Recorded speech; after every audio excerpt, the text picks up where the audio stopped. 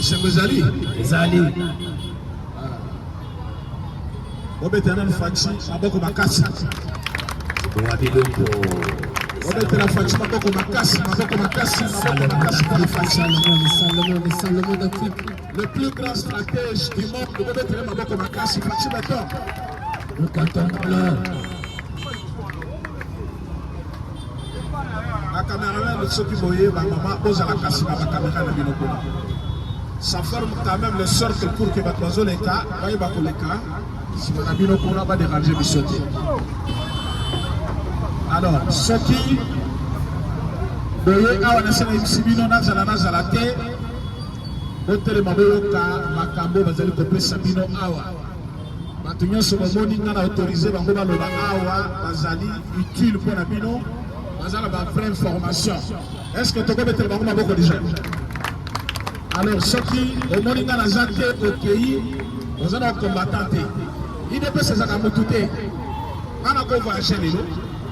La cause de l'empêcher, il ne peut se faire. Et tu sais que j'ai Koufa plutôt. Est-ce qu'il ne peut se faire? Amen. Mais tu as la partie Moussous, au bout de Koufa. Le père Ezali. Boutakize Nakufa au moment où on dirait parti moko inexistant. Alors, une de ces parties moko, les esprits, donc on a la question dans la centre, on va dire comme président de la été Nicolo, la coquette d'été. Alors, tombola gaga. Avec qui vient tombola gaga bazar. Faxime,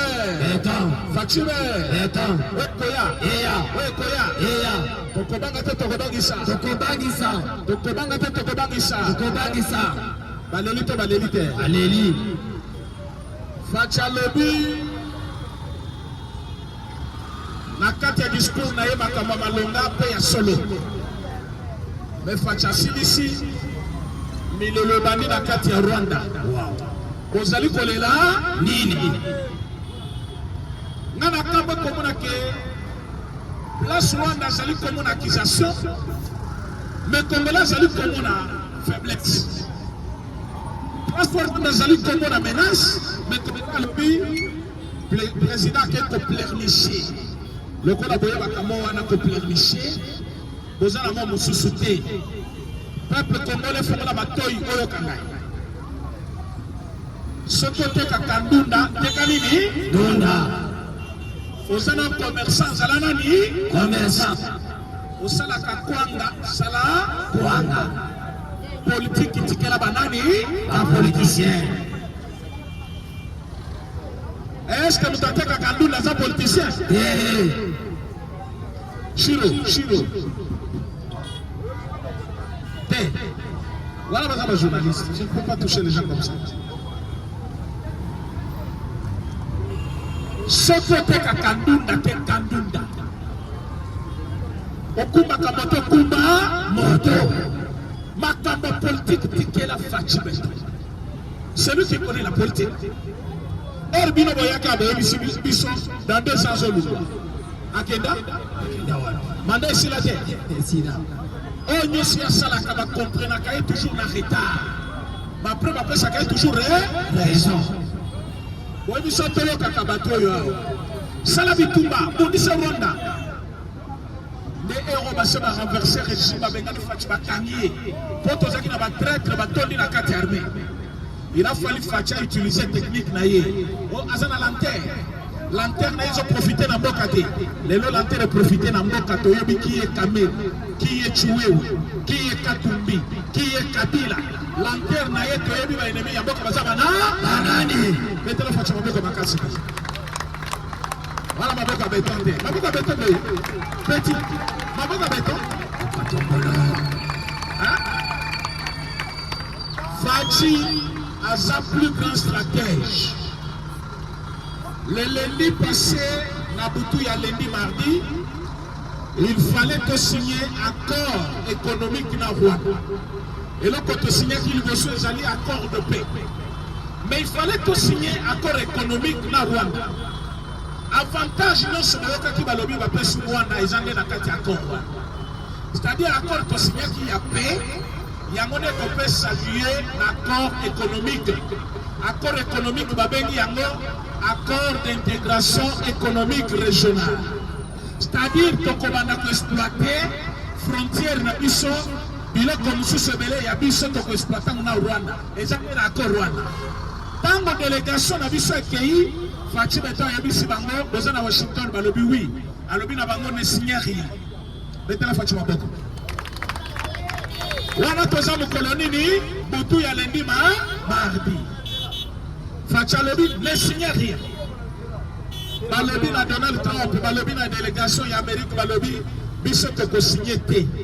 Batuni bango toko signé te pourquoi? Balobi to signé accord de paix. Est-ce que Kimia et Zongina sont de la République? Balobi te.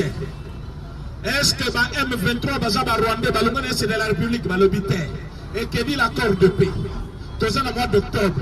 Avant de signer accord économique na Rwanda, il faut pas respecter accord de paix. Kagame il faut pas ça ordre na Rwanda besoin de pas là-bas. Kagame a signé audience c'est pas Bolos Massad. Oui Bolos non? Bakutani na ye mokolo ya mercredi. Babandi ko funda Fachi. Kagame yebisi bango lobi to yebisa kibino que c'est le Congo qui bloque tout. Tu sais qu'il y a un blocage. Quand la ligne a bloqué ma camp. Tu signes un accord de paix. Il fallait te signer un accord économique pour ma camp. Tambola, il y a besoin de signer. Aïe, tu n'as pas signé. Bon, ça a dit si bango, mais pourquoi besoin de signer? Le but c'est très bien raison. Il y a des bango, mais c'est parce que les Tombezana dans l'Est est là. Bah, tu vas faciliter. Il y a besoin de signer. Mais non, Azamabe, c'est lui le blocage. Bengina Donald Trump c'est Tshisekedi qui bloque. Et ma belle Donald Trump c'est noté. Si on continue dans ma il faut la ouïste. Mais Fachalobi na bango non, on ne signe pas. Tu signes un accord de paix. Il n'y a pas la paix au Congo. Comme il n'y a pas la paix, accord économique entre Bissau et Rwanda. Accord économique, c'est-à-dire que zone de Matosala, exploitation minière ya Bissau, minerai ya Congo, tu vas nous exploiter en Rwanda. Ma forêt na biso frontière, tu vas nous exploiter na Rwanda. Ma kambwebele au Rwanda zone kana Congo, tu peux si bango accès. Facha yebi si bango, na yebi pourquoi na dimaki accord Rwanda. Na dimaki po Kimi Ezonga. Est-ce que Kimi Ezongi, lokola Kimi Ezongi ta accord Rwanda paix ezade. Ba américain, ba simbi mutu, ba nani ba simbi mutu, ale Facha lobi, le jeudi na zana bino siko na forum ya monene. Obeta la Facha maboko makasi na ba. Bakei na forum wana Kagame bandi kolela. Ba Congolais au bazar boyo kanga. Tshisekedi n'a pas parlé avant Kagame. Kagame n'a l'odaki avant Tshisekedi. Kagame n'a pas répondu à Tshisekedi. Par contre, c'est Tshisekedi qui a abandonné une partie du discours naïe. Kolo ya komona ke Kagame abandaki déjà Koti Kanzela Babazaki Nango, net kolakisa kaza prêt pour la dialogue. Aza prêt pour la boyokani. Aza prêt à couper sa ordre. Yango Fachitango Azui Maloba, Fachalobi Boyi. Batifo Bayoka bien. Tu sais qu'il dit Alobi après Kagame. C'est Kagame qui avait parlé avant. Bakamouni Kagame Alobaki, ouais, poussé, tu sais qu'il dit, Atik à partir du discours naïe. Parce que on a bololé, moi, comme avec les réseaux sociaux. Babandi critiquer le chef de l'État. Entre Tshisekedi et Kagame, c'est Tshisekedi qui avait commencé. Kagame. Kagame le bien Silisi, mais Tshisekedi. Kagame n'a pas contredit à une seule minute Tshisekedi. Pourquoi? Parce qu'il y a le bas qui déjà t'a essayé, il faut qu'on ramasse. Mais comme Kagame, à la qui déjà volonté, Kimia, c'est comme ça Fachalobi. Nayaki awa pour na sengele ba sanction musu. Est-ce que ba Congolais baza Fachalobi na document na simbi Nayaki awa pour na senga ba sanction musu contre Paul Kagame na pays na. Mais parce que je le vois devant moi. Naïbité, toi ba na ce cours ya français ou Tonina. Alors parce que je vois monsieur le président Paul Kagame parce qu'il s'agit de lui. Quelle précision dans les mots. Alors lui parce que je le vois. C'est-à-dire Paul Kagame a vendu le Bossona.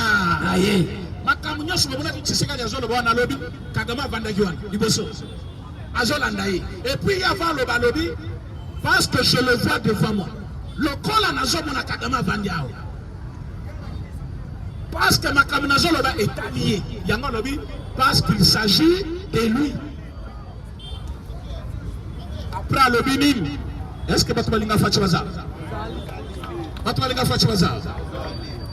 Ah, groupe union sokona kuna ba place ça. Bozo to mola loboko temi na ngamba tala kanali ya monene kaboli bisona bi. Bota mali bosa. Ngai nazo loba nazo tala bato na obanda tala simate. Auditoire des caliboso, assistance des jamais na sima orateur. Est-ce que tu es au Ghana? Oui. Tombo la ganga bazo. Fatime. D'accord. Fatchalobi, parce que je te vois, toi Kagame devant moi. Parce qu'il s'agit de toi. Nayaki na senga loba sanction me na ko senga lisusu te. Nazali kozwa monde mobimba témoin. Nazali kozwa forum, c'est-à-dire assistance boso na ngai témoin. Nazali comme na délégation ya Donald Trump ba témoin. Nazali comme na ba représentant ya Qatar ba témoin. Nazali koyebisa mokili mobimba ke natandi loboko na ngai papa Kagame. Poto yoka na kimi kota. Wana asabo ya accord économique. Betela fatima boko d'abord. Betela fatima boko. C'est le monde d'Afrique. Chabo ya accord na Rwanda. Accord économique kwa ezali kopesa Rwanda accès na minerai, accès na forêt, accès na makambutu balukaka na Congo. Mais ake kuna lobby, je tends ma main à Paul Kagame. Quelle politique? Aboya accord mardi. Le jeudi, à Yobisi Bango, je veux que Toyoka. À Saboyel Bango, avantage à monnaie. Si vous Yobisi Bango, il faut Toyoka. Il faut Toyoka Nanin. À lobby, parce que Kakaye Nangai, notre Kozong Sakimia. Ngai Tang na commis président, na Kutaki pension, na Kenda Rwanda, na Kenda Uganda, pour na Koluka Kimia. Depuis que je suis président, je n'ai jamais affiché une attitude belliqueuse. Ça veut dire, natikala ko afficher attitude ya mutalingi bitumbate, ya mutazolu kamakambuté. N'affiche toujours une attitude ya kimia. Mais bango balinga ya ngote. Parce que tokomaki à 80% ya kosisa likamoyo n'Angola. Nazozwa président Lorenzo témoin. Voyez que Lorenzo peut azaki la kati ya ça. Boss kana fatita. Lorenzo vandi Kagame sani ni avandi. Et bayebi si batunyo so bavandaki Lorenzo azate. Likambo elingaki déjà ici na tokomaki na 80%. Mais je n'ai jamais eu de raison tilelo Paul Kagame ayakate. Et puis alobi Paul Kagame ayakate. Alobi vous ne vous êtes jamais présenté là-bas. Je ne sais pas pour quelle raison. Donc aujourd'hui Samutu oyakate. Toyebite pourquoi oyakate. Pourtant tolinga to fixa likambo. Mais il n'est jamais trop tard de mieux faire. C'est-à-dire ata tout wana tosisaki likambo yote possibilité pour aussi ça yango ezali ngongango ya yango alobi ngai comme Tshisekedi président de la République maboko membe na lobi photo yokana na Paul Kagame tosisa bitu itomba ayekoloba parce que pour bitumba esila il faut kakayo opesa ordre na banane na ba M23 pour passer ordre na batu fo zanani pour passer ordre il faut zanani si c'est que dalingi ko bisa mokili mobimba ke chef la M23 zanani Kagame alobi po bitumba o esi la il faut na passer ordre Kagame alobi yango musika alobi sima Kagame alobi na miso nani ya Kagame na miso pe ya États-Unis d'Amérique na ba représentant ya Qatar et puis ba président chef d'état nyonso mokili bazaki wa bana betela fatima boko makasi Fachalobi comme yo nanga ine tokosisa yango. Mais il te faut donner un ordre au M23 d'arrêter leur escalade parce qu'ils sont soutenus par ton pays, le Rwanda. Ça veut dire quoi? Le M23 sans vous n'existe pas. s'occuper pèse ordre bango basani ni Akosende. s'occuper bazangu bitumesani ni Esi. boyoka nekota kate sani ni Ekoti. Fachi a piégé Paul Kagame. a exposé na mokili atalisi mokili que moi je n'ai pas de problème ezali nani Kagame. nayoka moto aboma bato awa c'est ça makila bakongole mise plein maboko nyonso makila président alobi 20 minutes plus tard ye abandi kokoma na Twitter. Oh, tout ça pour ça. Pourquoi il est allé jusqu'à humilier le pays? Humilier le pays. Le choix de la paix. Mikolonyo soyo basenko bazolo banini. Tout ça la nini. Dans le but c'est la voie de sagesse et la voie de paix. Dans le kuna na kati ya Washington balobini. Il faut boyoka. Boyoka. Toke na Qatar balobini. Boyoka. Il faut boyoka. Bango moko balobini. Toyokana. Tobengi sabana mboka nyonso. Dialogue inclusif, c'est-à-dire quoi? Nabananga, Nabakatumbi, Kabila. c'est quoi Fatialobi? Nanga Zarien. Katumbi na Kabila, Bazarien. Mutazo tinda bango eza Kagame. soki na yokani na Kagame na yokani déjà na batunyo. Yoso. Botela mwana na yele maboko makasi.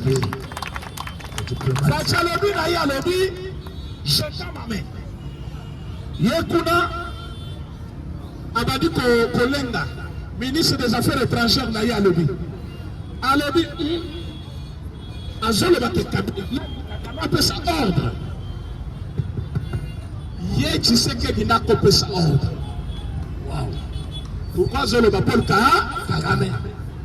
Pourquoi azali ko utiliser tribune oyo bato bazali ko partager makambo ya économie ya bamboka na bango akomisango plaidoirie mpona komisa la victime kolela koakize Muninga koakize Rwanda là où Rwanda n'a rien fait, c'est-à-dire ministre des affaires étrangères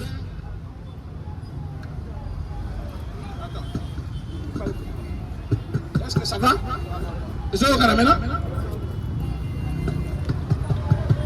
bon Tomolaganga Bazo. La place ministre des Affaires étrangères a Zali Komona. Les accusations du président.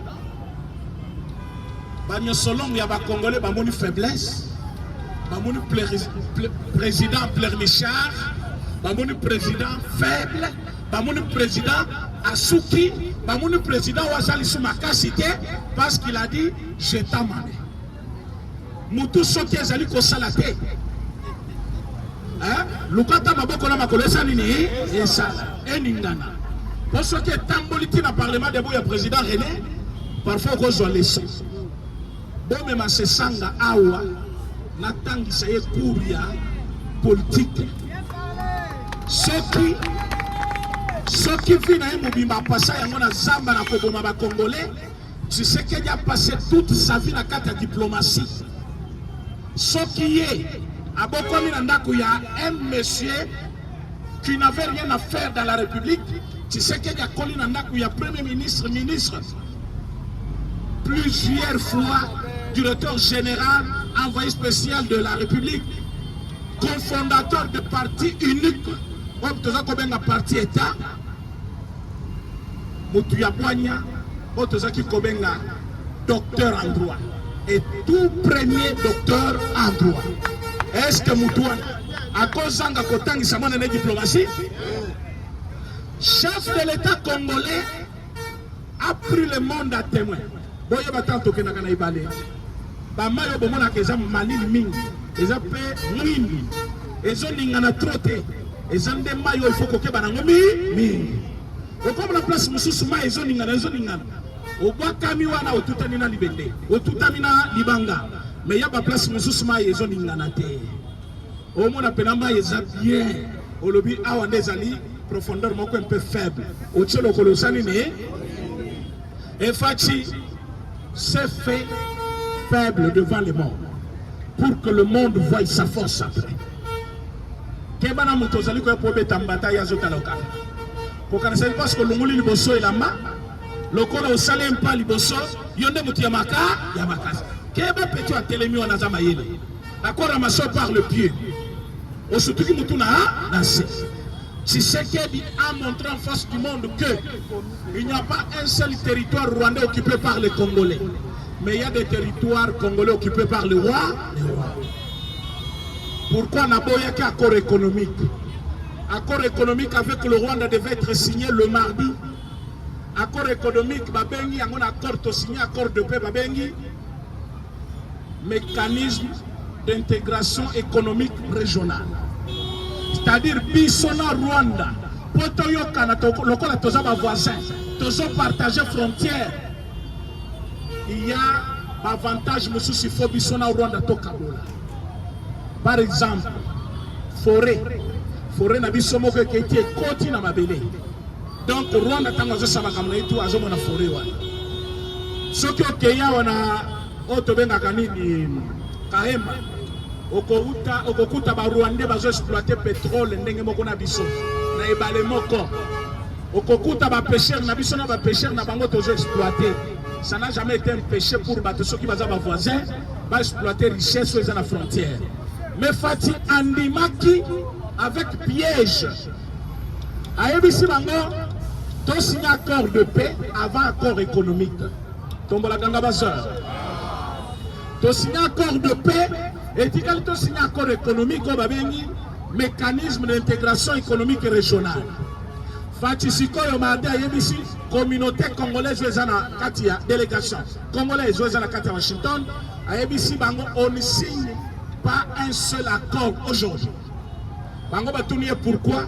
Alors, pour la raison que vous connaissez. Tant qu'il n'y a pas la paix à l'Est, tant qu'il n'y a pas eu retour de la paix dans la partie est de la République démocratique du Congo, il n'y a pas un seul contrat, accord qui doit être signé. Délégation d'Abisso Babengi Boulos, Babengi secrétaire d'État américain, Baebisi délégation américaine, na rwandaise, Balobibiso en tant que délégation congolaise, tous les autres donneurs rien signé. Toko signé accord mon côté. Toko signé Teponani Balobi, Toko signé accord de paix na Rwanda Kakaso qui m'y zongi na kati ya Congo. Le Kola Goma, Bukavu, et ça toujours occupé par le Rwanda. Et que le même Rwanda a besoin de signer un accord économique, de signer. Accord de signer à Washington, les accords de paix. Accord de paix, il y a paragraphe Mubimba. Oyo Balobaki, dans le mois d'octobre, il faut signer un accord économique dans Rwanda. Accord économique, ça veut dire mécanisme d'intégration économique régionale. C'est-à-dire que zone bima pour exploiter dans Rwanda, l'avantage musu to zagananga ou na pays na biso. Or pour na fateza qui piège. Ayebisa ki bangoni avant de signer accord commercial, o bazo be accord économique, il faut kimia zonga na est. Lokola kimia zongita accord na ko signer yangote. Alors bazu fati comme cible. Balobi c'est lui le blocage. Comme un blocage, Amérique yoza témoin, au moment que Fati aboy ko signé. Fati pas le j'ai déjà musikate na ko ramasser bino na kati ya forum. Na forum Fati ya kina papier mobima ba sanction. Il de pese viva. Bana Congo baza. Bolinga Fati. Mettez-le dans maboko makasi na mo. Boza la président Moussous. Nanga pas le bien sa président. Nanga le bien président. La libota nae, ada président libota nae. Nanga sa président. Bolingina na yawa. Ada mon pépé. Alors ce Fatina sa président ayo kama boko président pena. Kala pembeni ayo na lima boko président. Alors Fatia ebisi bango, moi je ne signe aucun accord. Délégation congolaise baboy ko signer. Kuna siko babandi koko sa Donald Trump. Bomoni, c'est lui le blocage. Il a tout bloqué. C'est qu'on fait plus grand stratège qu'il est, à l'équilibre social mobile. Boyo kalangage ya politicien. Azolo bake, je suis devant ce forum, devant le chef d'État, le président de la République. Je vois M. Paul Kagame. C'est-à-dire quoi? Makamuna Zolo baye pas à témoin, azawa sur place.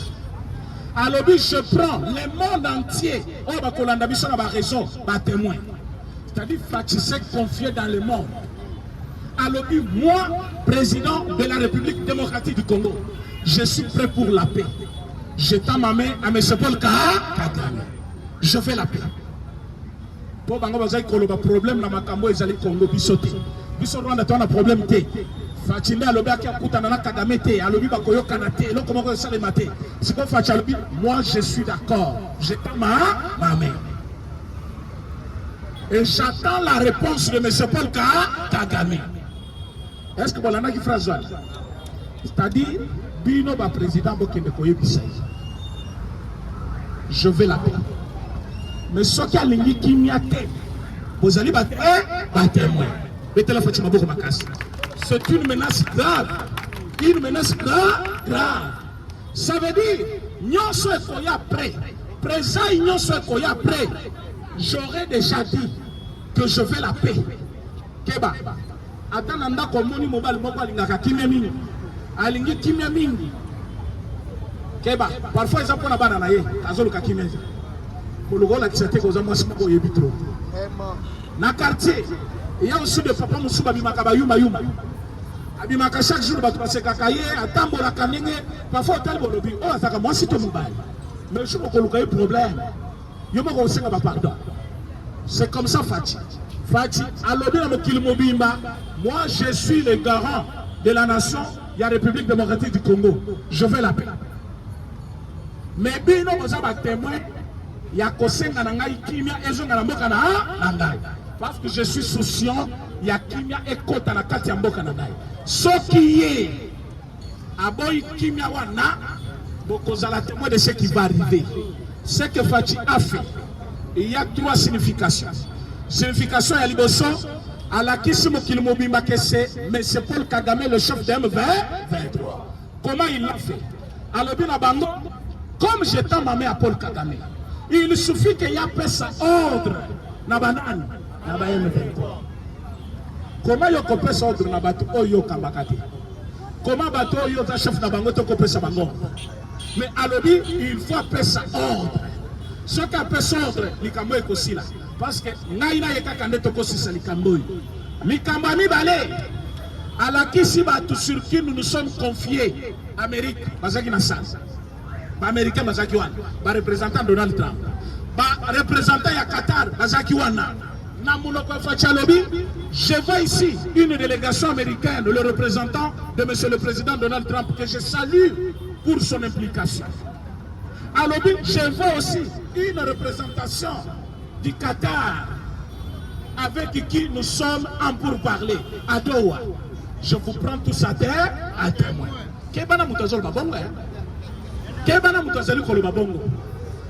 Donc, il n'est pas faible. Alors, quand on discute, on n'est pas nabino, c'est moi le problème. Mais moi je dis, Nazana Likamuna Paul Kagame, Nazande na posa kimiezo na mboka na yango na tandi loboko na ngai.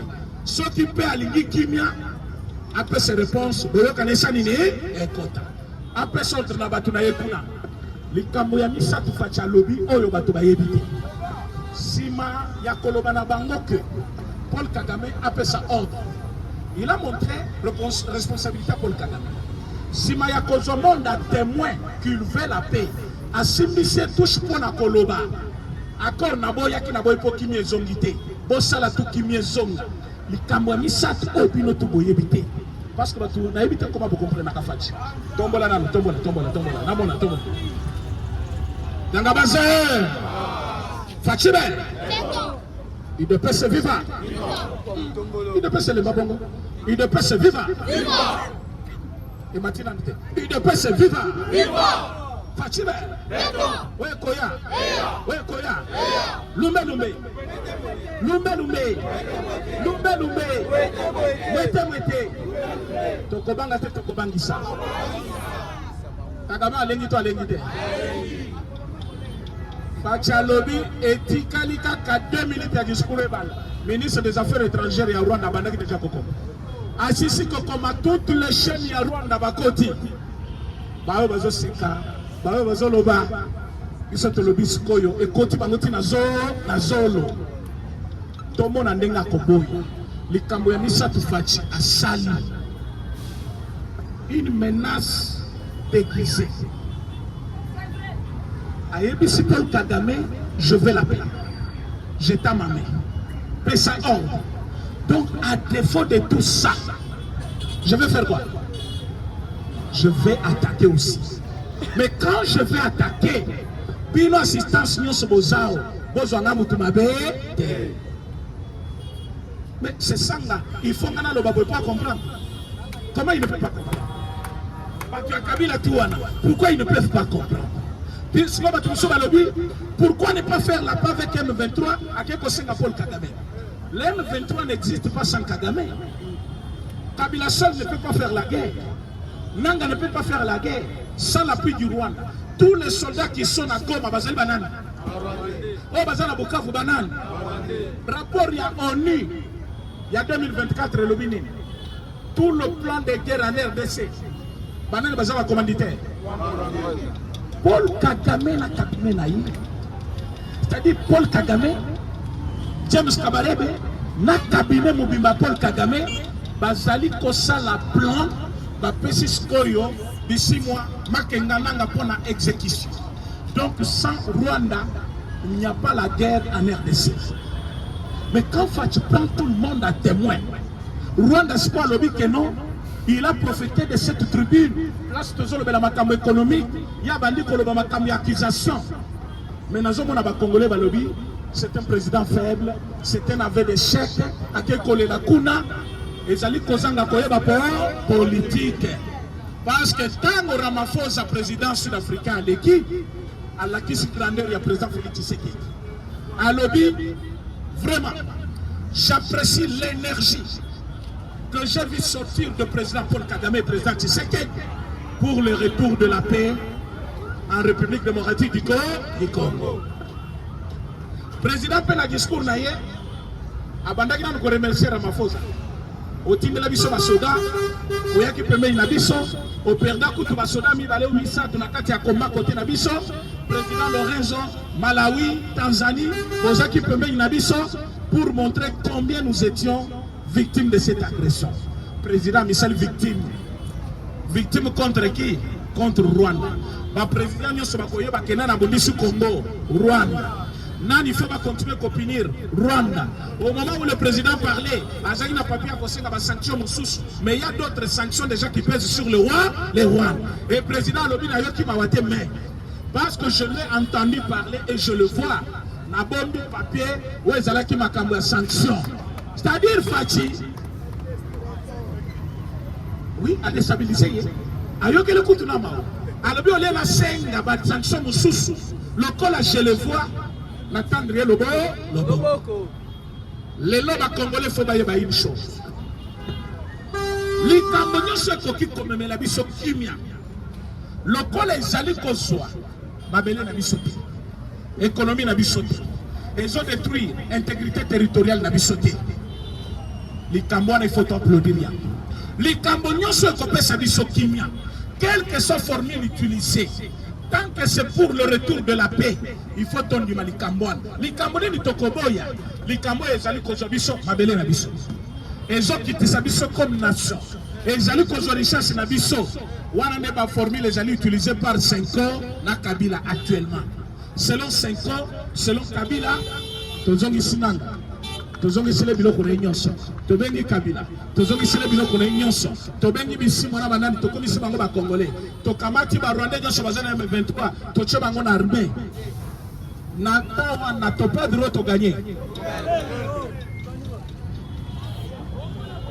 tango bakoya po ba exploiter ndenga accord économique bazoluka bakokuta investissement ya Amérique eza déjà or tango Amérique akozala déjà à côté de soldats place nyonso exploitation minière ezali moyen Rwanda aningana ezali piège à Fatizé qui l'est niveau. J'accepte un contrat économique avec le Rwanda mais une seule condition, retour de la paix. Retour de la paix, ça veut dire restauration de l'autorité de l'État. L'autorité de l'État, ça veut dire dans chaque territoire, pas militaire, nabiso bazali, drapeau nabiso ezopepa, toche ba policier nabiso, tozoni si ba gouverneur nabiso, tozi contrôle ya territoire national nyonso oyo batwana botolaki. À ce moment-là, accord économique na Rwanda, accord économique na Amérique. C'est quoi Amérique a 500 milliards. atie basoda na ye mpo bagarde investissement na ye yo rwanda okokotela wa piège ezaki nde wa maintenant ntango faci alobi tosigne accord économique bango babandi pression tosigne accord économique bakoma na droit ya kokota koexploite na mabele na biso sans que basoda na bango balubwa yango faci alobi contrat wana ekozala signé te ezalaki depuis mardi il fallait tosigner yango faci aboyi tosigner mais comme j'étais un peu souffrant enayaki awa te mpona betela bino yango nde boti discours ebomoni faci abeti à Bruxelles. Discours ya faci na Bruxelles, c'est un discours de justification ya ndenge nini aboyi kosigner na ba Rwandais bakomi kozwa lokola blocage ya lobi ngaya ngani te nga naza prêt pour dialogue pour la paix soki bango mpe balingi kimia natendre bango loboko baya piège ya makasi na Paul Kagame sikoyo yo moto ozocritiquer faci osala politique wa tu as déjà négocié quoi et gagné. Nous avons négocié avec un pays soutenu par l'Europe, soutenu par l'Amérique. Est-ce que l'Amérique va soutenir Rwanda? Est-ce que l'Amérique si Koyo, Amérique, c'est ma Rwanda, tu as arraché la confiance en Amérique. Amérique, Moutozala qui est partie prenante dans la guerre, a commis médiateur. Peut-être la Fatima Boko Bakassi. Peut-être la Fatima Boko Bakassi. C'est-à-dire l'Amérique a profité de la minerai.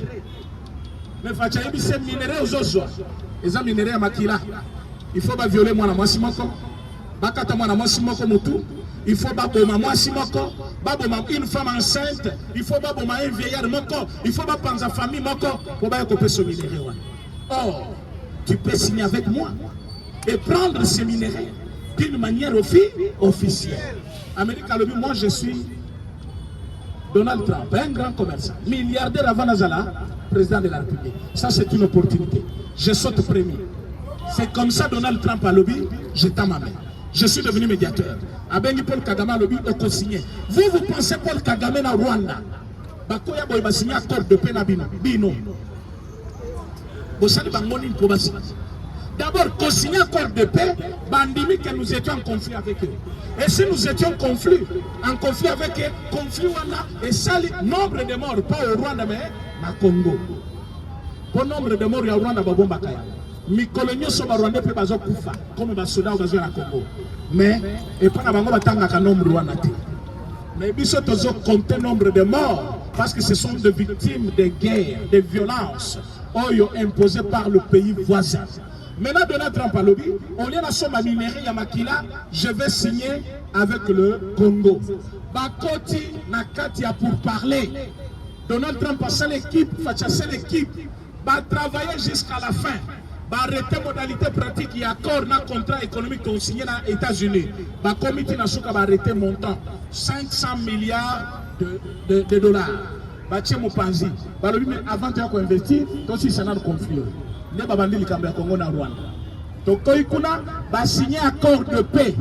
Mais ce comme Rwanda lobaki mabele mosusu oyo Congo azali ko jouir nango lelo, azali ko exploiter eza mabele na ngai. Bazali na richesse ebele. Comment biso na bango tozo kabula bandelo. Mais ngai na za pauvre bango baza ba riche. Mabele wana pesa ya ngai. Ne basengi mai mosusu ndenge to exploiter kana Brazzaville. Bomona ka ba pêcheur na biso bazali ba pêcheur à Brazzaville. Bomona ka Angola kuna pétrole moko biso to exploiter, Angola zo exploiter. Bango pe balobi na frontière na biso na Rwanda, il y a aussi des matières qu'il faut exploiter ensemble.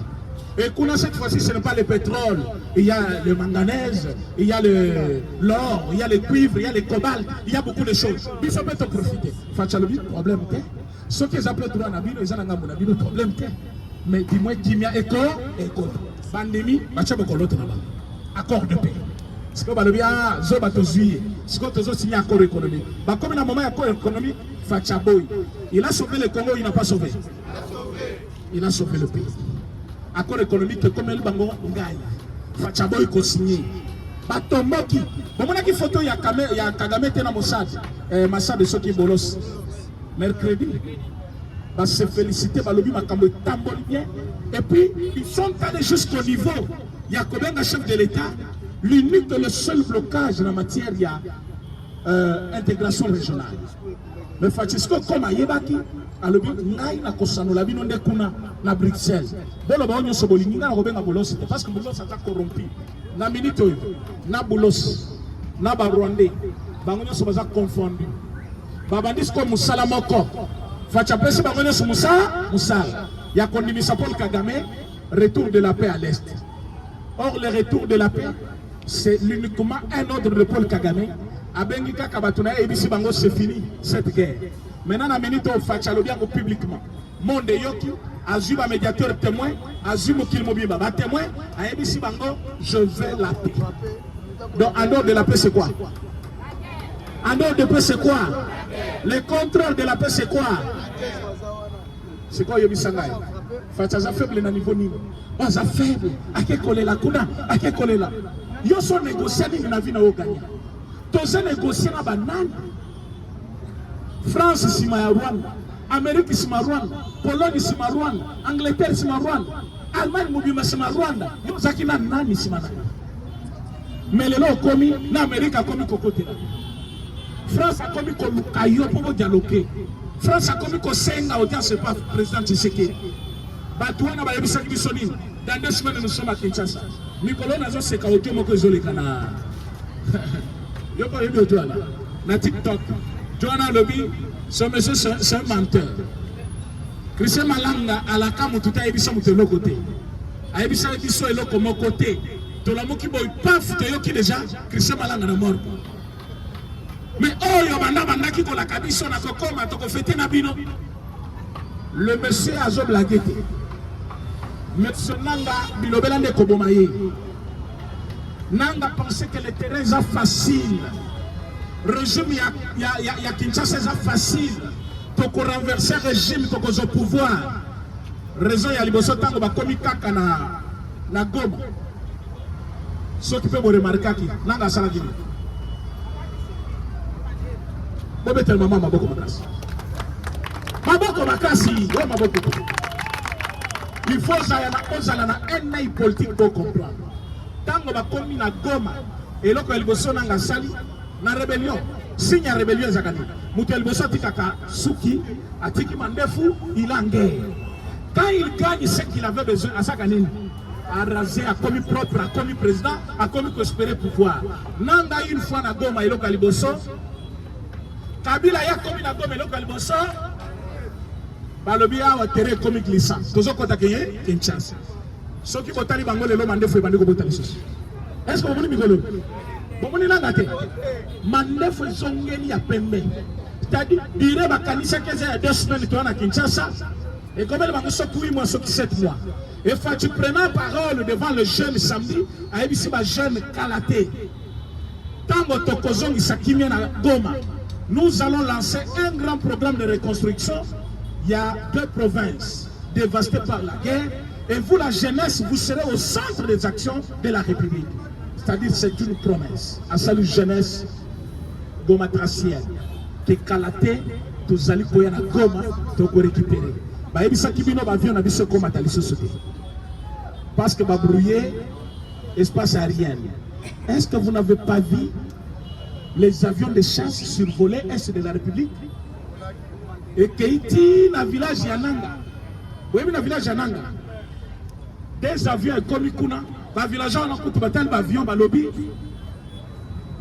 et puis misina ba pne elinye kwe ya awa mais so ba quitter autokutumba bino parce que ba avion zo kita à faible nani altitude ba komi près bazaki ko inspecter ni nanga bandaki rébellion moko na Otuwele ce la village natal na place chef Totumi eza papa na ye ba avion ane leki panique et balonga kula babandaki kutukuna d'abord na Kashobu webi Kashobu place ndako ya Katumbi ezena Katanga bakei wana des avions de chasse et comme pe na basse altitude bato batali balobi qu'est-ce qui se passe bana classe babili bato ba panzak et salamaki le lundi ezaki le 31 le 6 mardi bakei kuna na Otuwe c'est-à-dire des avions de chasse avec Blackwater avec le russe avec le pilote congolais et Bandi déjà Boulona. La carte attaque ya Walikad, nous avons utilisé ces mêmes avions. Yango, Biamungu, Il s'appelle comme Abiamongo. Le général rwandais là. Azwa qui choque. Azwa qui choque. Donc nous avons commencé maintenant la guerre. Bombardement plus. Alors Nagoma, moi, retard aux yeux pour la population. Si on évacue la population Nagoma et que coûte cher. Mais pour la Kobimisa, Rwandais Nagoma, c'est plus facile maintenant. Parce que tu peux utiliser ma base logistique Nabango comme base Nabiso.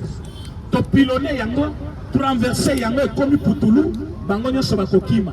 Et Bakokota na bandako ya population Yamo Kona Gosanine, à ramasser. C'est ça la politique. Bon, c'est une technique que je ne pouvais pas dire, mais qu'à la tête aux sali la Yango. Est-ce que c'est au sali Yango? Qui me kokota te? Tokozabamo na mabo côté. D'abord, qui change à côté, Balinga va kenene côté mabe. Pour Tokoboto la Timunduki. Ah, la licence saison de Tozoboto la Munduki. Est-ce que va combattre IDPS Bazar? Batubamona ba grenade comme Mabanga Bazar. Babwa qui grenade mais au sanine. On le compte en Ozongi Silva. Comme il met la Maboko Bazar Bravo.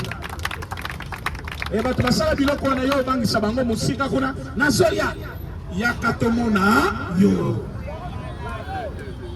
UDPS est allé prêt à tout et Fachi a défié le monde.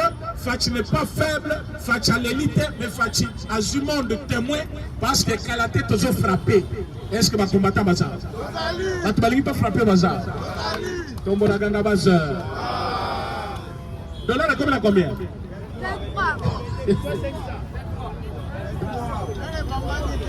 Oui, mais tu as posé la question, tu as tout la cabine. Vous avez qui collé là? Tant que vous avez commis 26, 25, vous avez commis 26.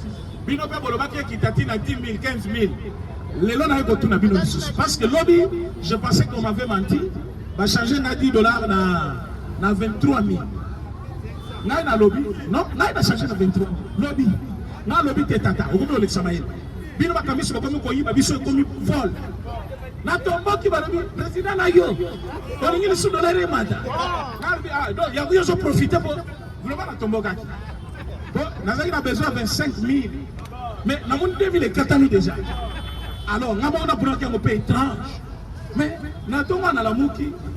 Nous avons dit que les taux est commis à moi. Il y a un écoute dans le pays. Donc là, ils ont 23 000. 23 000. Et c'est noté, c'est noté. Unité peut quitter. Unité quitter. Carburant peut quitter. Mais c'est qu'il y a l'os. C'est qu'il y a l'os peut quitter.